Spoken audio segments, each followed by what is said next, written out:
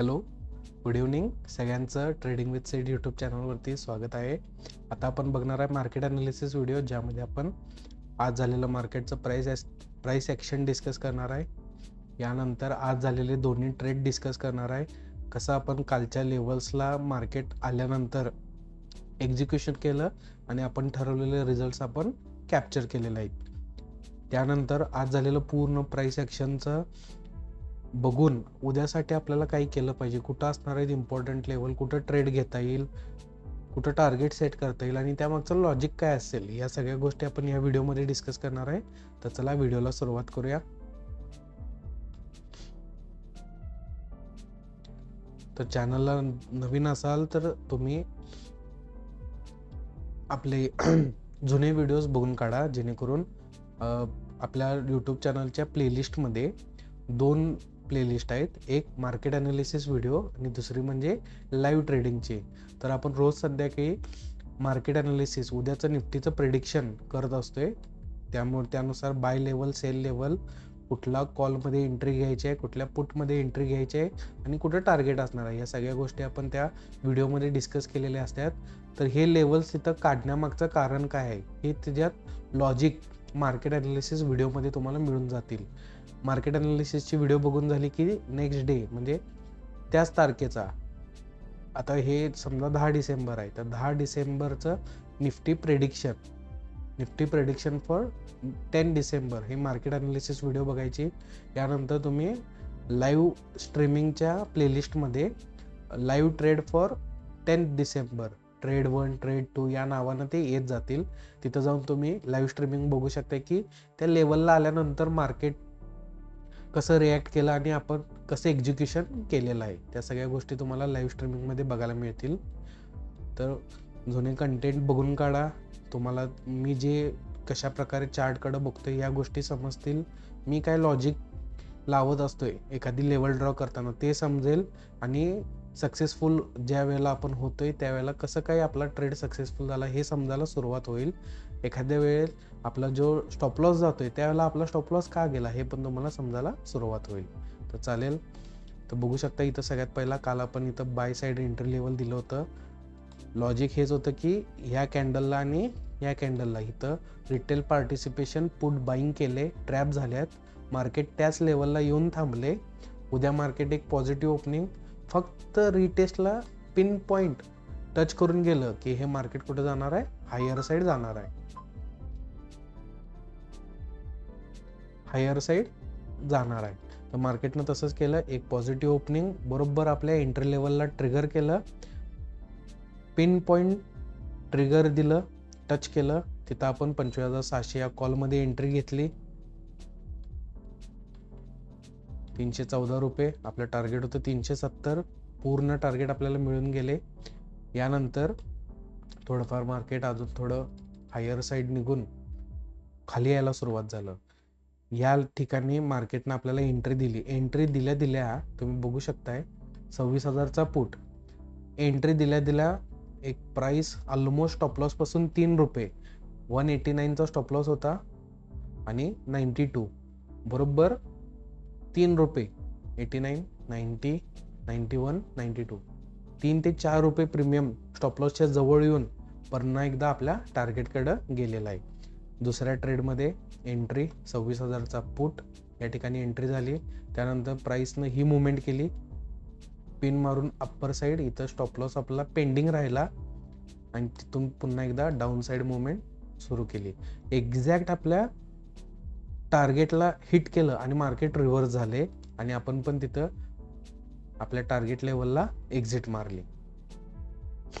Okay, हा होता कालचा आपला ॲनालिसिस. त्यानुसार आज केलेलं आपलं एक्झिक्युशन आता आपल्याला बघायचं आहे. आज झालेल्या मार्केटच्या प्राईस ॲक्शनवरून उद्यासाठी होणारं काय गेम प्लॅन असणार आहे. तर सगळ्यात पहिला चार्ट क्लिअर करून घेऊया. तर कसं असते, गॅप अप ओपनिंग झाली तर गेम प्लॅन चेंज असतोय. इनिशियल पहिल्या 1 तासाचं जे ट्रेडिंग असते याच्यासाठी हे खूप महत्त्वाचं आहे. गॅप डाऊन ओपनिंग झाली तर गेम प्लॅन वेगळा असतोय, कारण की आज जे कॅरी ऑन ठेवून गेलेले असतील कॉल बायर्स, पुट बायर्स त्यांच्यातले कोण नुकसानीत राहते याच्यावरती हे मार्केट चालत असते, प्रायमरी डायरेक्शन पकडत असते. तर आज तुम्ही बघू शकताय मार्केट या लेवलला वर गेलं, इथं पुटमध्ये बाईंग झालं, परत वर गेलं. तर या ठिकाणी इथं पुट बायर सगळ्यांनी लॉस बुक केलाय. या लेवलचे पुट बायर, या लेवलचे पुट बायर आणि इथले सगळ्यांनी या ठिकाणी लॉस बुक केला, म्हणूनच हे मार्केट खाली आलंय. ओके, आता खाली येताना काय केले मार्केटनं, शार्प फॉल, एक ग्रीन कॅन्डल, परत डाऊनफॉल. या ठिकाणी रिटेल पार्टिसिपेशन कॉलमध्ये एंट्री घेतले. त्यानंतर मार्केटनं डाऊन साईड मार्केट मुवमेंट केले, म्हणजे कॉल बायर्स ट्रॅप झाले. पुन्हा या ठिकाणी मार्केट एक 15 मिनिटाच्या 3 कॅन्डल हायर साईड मोमेंटम, तिथून परत एकदा रिव्हर्सल, म्हणजे या ठिकाणी पण कॉल बायर्स ट्रॅप झाल्यात. तर हे दोनच लेवल्स महत्त्वाचे आहेत उद्यासाठी, की यावरून आपल्याला एक अंदाज लावायचा आहे की मार्केट काय करणार. तर ऑलरेडी ते लॉसमध्ये आहेत. मार्केट क्लोजिंगला low to low basis close झाले आणि डेली टाइम फ्रेमला क्रुशियल पॉइंटला येऊन मार्केट थांबले.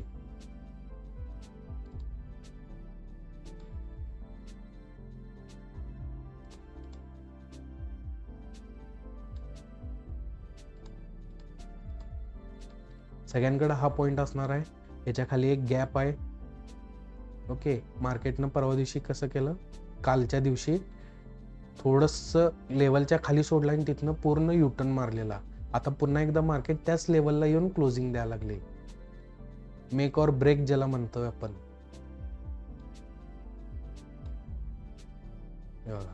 मेक और ब्रेक लेवल. यानंतर डायरेक्ट मार्केटला एक मोठं मैदान आहे, खाली डाऊन साईड जाण्याचं चांगलं स्कोप आहे आणि मार्केटनं त्याच लेवलला येऊन क्लोजिंग दिलेली आहे. तर यावरून ही जी लेवल मेक और ब्रेक लेवल आहे ही, यानंतर इथं झालेले कॉल बायर स्ट्रॅप, इथं झालेले कॉल बायर स्ट्रॅप, यावरून आपल्याला उद्याचा अंदाज घ्यायचा आहे. ओके, तर यासाठी लेवल मार्क करून घ्या. अजून एक हाच ॲनालिसिस बऱ्यापैकी लोकांचा असणार आहे अजून.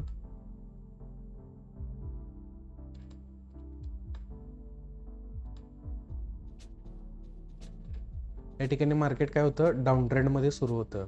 मार्केटने या ठिकाणी काय केलं, या ट्रेंड लाईनचा ब्रेकआउट केला. या ट्रेंड लाईनच्या ब्रेकआउटला ही रिटेस्ट नंतर ह्या 1 2 3 कॅन्डल इथं मेजर बाईंग झाले, म्हणजे call buyers, retail participation long side, bullish side entry घेतल्यात. त्यांनाच पूर्ण मार्केट ट्रॅप करत आले. या ठिकाणी तर ट्रॅप आहेतच, हायेस्ट पॉईंटला हिंनी ट्रॅप झाल्यात या ट्रेंड लाईनच्या ब्रेकआउटला. आता ही सगळेच कॉल बायर्स निघून गेले असतील तर मार्केट वर यायला काय हरकत नाही. यासाठी आपल्याला उद्यासाठी पहिला आपण एक पॉझिटिव्ह लेवल बघणार आहे, कारण की आत्ता मार्केट माझ्या मते सेकंड टाइम अटेम्प्ट केलाय हा. 1 2 हीच लेवल इथून जर का 1 2 3 थर्ड टाइम मार्केट या लेवलला आले. तोडण्याचे चान्सेस जास्त आहेत, मला पण माहिती आहे. मार्केट बेरिश आहे, स्ट्रक्चर बेरिश चालू आहे, वरून सगळं बघू शकताय. ऑल टाइम हाय मारल्यापासून मार्केट डाऊन साईडचं स्ट्रक्चर करायला लागले. तरी पण प्रायमरी आपण लॉंग साईडचा ट्रेड प्लॅन करणार आहे. तर का, इथं कॉल बायर्स ट्रॅप झाल्यात, इथं कॉल बायर्स ट्रॅप झाल्यात. मार्केटनं क्लोजिंग पर्यंत ना लॉसमध्ये ठेवले. ट्रेंड लाईनच्या ब्रेकआउटला ज्यांनी बाईंग केले ती पण टोटल लॉसमध्येच आहेत. तर लेवल मार्क करून घ्या उद्यासाठी.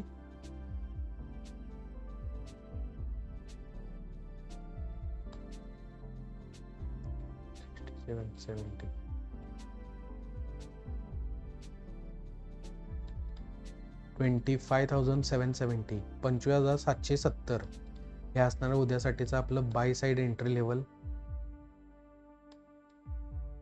यासाठी एक पॉझिटिव्ह ओपनिंग,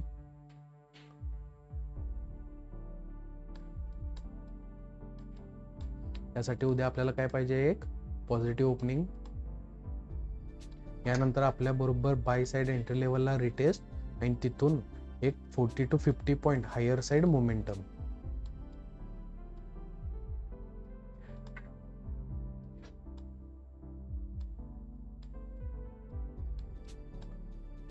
टार्गेट असणार आहे 810 820.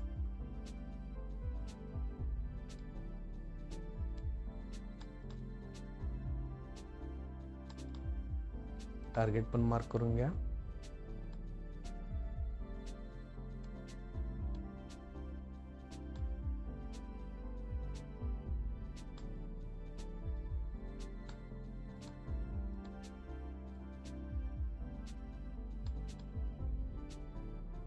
$25,820 यासाठी आपण कॉल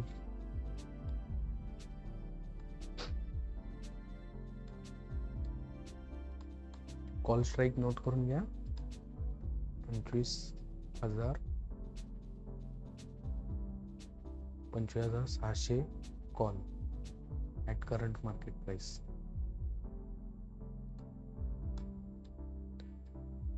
जस्ट अ मिनिट.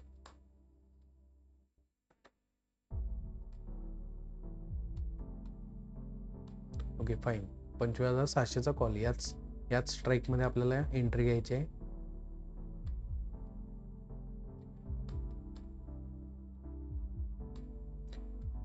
उद्या एक पॉझिटिव्ह ओपनिंग, यानंतर आपल्या बाय साइड एंट्री लेवलला रिटेस्ट. त्यावेळेला आपण 25,700 या कॉल स्ट्राईक मध्ये at current market price entry घेणार आहे. आपलं टार्गेट असणार आहे इथून एक 50 पॉईंटचं 25,820 पर्यंत. हे होतं आपलं हायर साईडचं ॲनालिसिस. यानंतर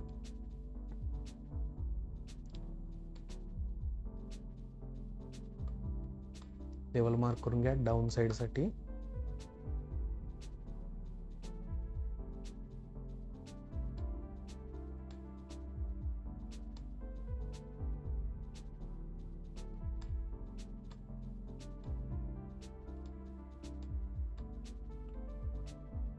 $25,750 हे असणार आहे sell side entry level.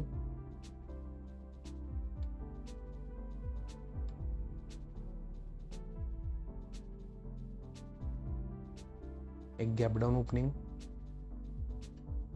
Negative, यानंतर एक रिटेस्ट आपल्या एंट्री लेवलला 25,750 25,750.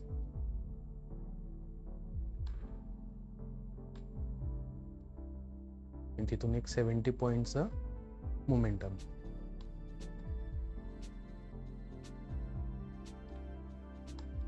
$25,680 हे असणार आपलं डाऊन साइड टार्गेट लेवल.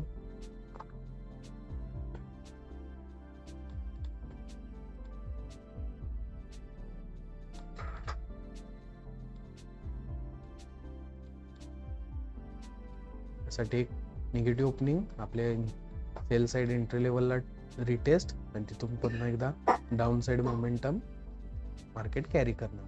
यासाठी स्ट्राईक नोट करून घ्या. 26,000चा PE, 26,000 put at current market price. ज्या वेळेला उद्या मार्केट या लेवलला आपल्या रिटेस्टला येईल किंवा ब्रेकडाऊन करेल, दोन्ही कंडिशन मध्ये आपल्याला 26,000चा पुट या स्ट्राईक मध्ये एंट्री घ्यायची आहे. 70 पॉईंटचं टार्गेट असणार आहे 25,680 पर्यंत.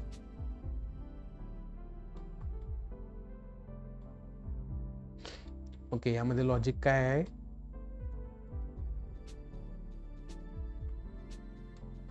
या ठिकाणी कॉल बायर्स ट्रॅप झाल्यात कुठले ट्रेंड लाईनच्या ब्रेकआउटचे. या ट्रेंड लाईनच्या ब्रेकआउटला या ठिकाणी कॉल बाईंग ट्रॅप झाले. यानंतर इथं कॉल बाईंग ट्रॅप झाले, इथं कॉल बायर्स ट्रॅप झालेत रिटेल पार्टिसिपेशन. ओके, हे तर अल्टिमेट लॉस मध्ये ह्यांचा काय आपण विचार करणार नाही. राहिला विषय हे एक आणि हे एक. तर ह्यांना अजून एकदा होप देण्यासाठी की ह्यांनी आज काय होल्ड केले असेल, कॅरी ऑन ठेवला असेल, तर यांचं होप काय आहे, उद्या मार्केट आमच्या लेवलला एकदा येऊ दे, आम्ही आमच्या पोझिशन्स कमीत कमी लॉसमध्ये किंवा ब्रेक इव्हन पोझिशनला कट करतो. तर मार्केट काय करते, एक्झॅक्ट त्यांच्या होपनुसार तिथंपर्यंत येते. मग काय होते, तिथं आपण त्यांनी जे कॉल बायर्सने प्लॅन केला की त्यांना होप आहे तिथंपर्यंत येऊ दे, मी कट करतो, तिथं आल्यानंतर ते कट करणार नाही. मग त्यांनी काय म्हणणार, तिथं इगो येणार की मार्केट अजून वर जाईल. ही माझी माझा असा अझम्पशन आहे की अशा सायकोलॉजीनं मार्केट इथंपर्यंत येणार, त्यावेळेला ही लोक काढून घेणार नाहीत किंवा ॲडिशनल बाईंग करतील आणि त्यावेळेला मार्केट उद्या आपल्याला इथून सेलला इथं बसण्यापेक्षा इथूनच एक सेल मिळू पण शकतोय, एक मोठा हे 50 पॉईंट आणि खालचे एक 70, एक 80, 100, 101 पॉईंट, 100-150 पॉईंट आपल्याला मिळू शकतात.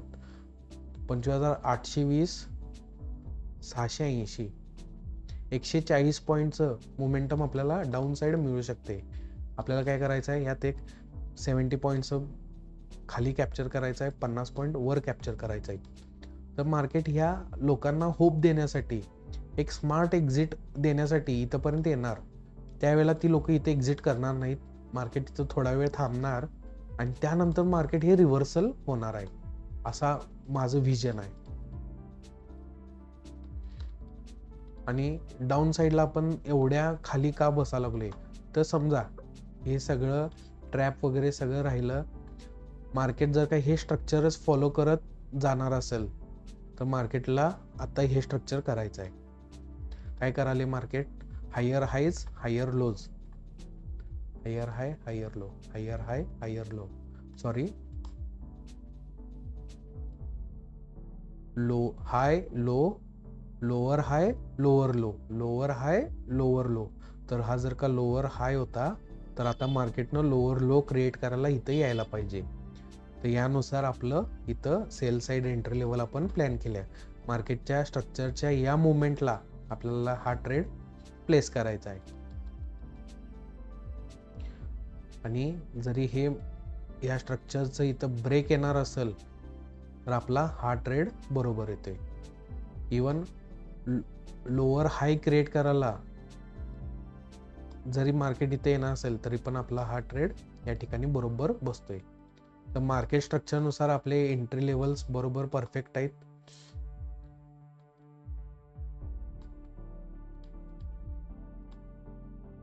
सगळ्यांनी तुम्ही पण लेवल्स मार्क करून घ्या. आपण कोणताही इंडिकेटर यूज करत नाहीये.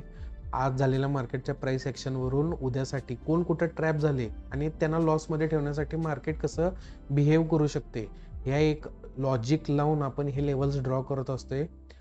समजायला थोडंसं अवघड जाईल पण मार्केट अशा प्रकारेच काम करते. तुम्ही पण तुमचे हे लेवल्स मार्क करून घ्या. सेम ॲनालिसिस आपण आपल्या व्हॉट्सअप ग्रुपमध्ये पण शेअर करतोय, हे बघू शकता इथं.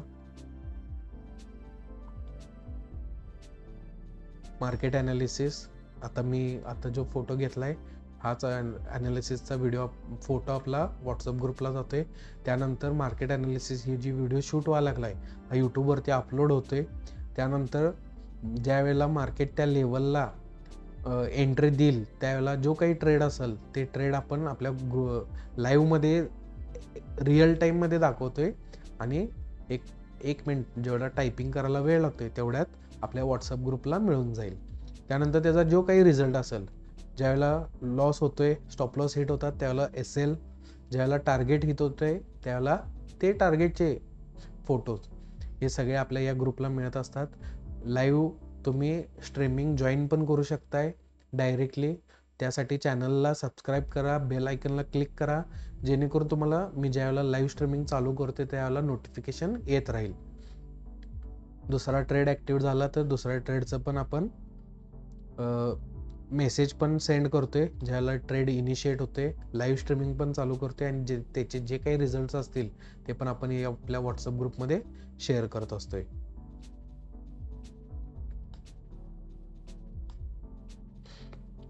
तर फोटो काढून घ्या, 2 मिनिट मी पॉज ठेवतो.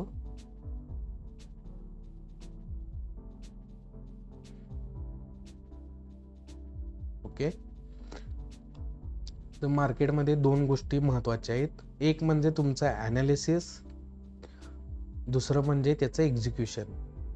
तर ॲनालिसिसवरती तुमचा विश्वास पाहिजे तर तुम्ही उद्या जाऊन त्या ॲनालिसिसवरती एखादा ट्रेड घेऊ शकताय.